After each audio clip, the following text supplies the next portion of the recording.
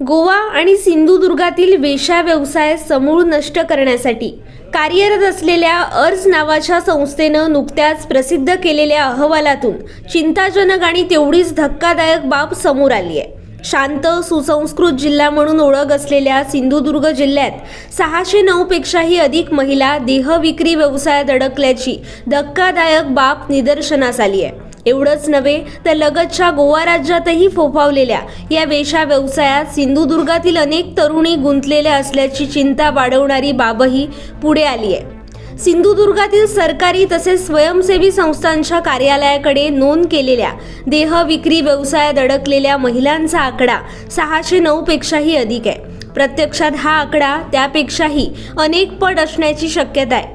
सिंधुदुर्गात मुंबई, पुणे, कोल्हापूर या जिल्ह्यातून तसेच कर्नाटक व बंगाल राज्यातून महिला आणल्या जातात।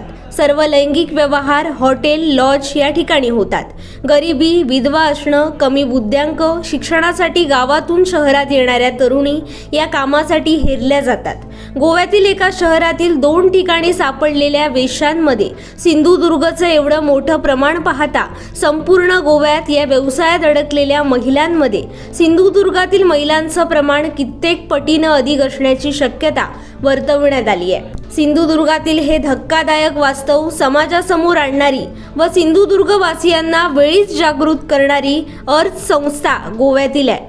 या संस्थेनं सिंधुदुर्गचा सर्वे केल्यानंतर समोर आलेली बाब चिंताजनक आहे।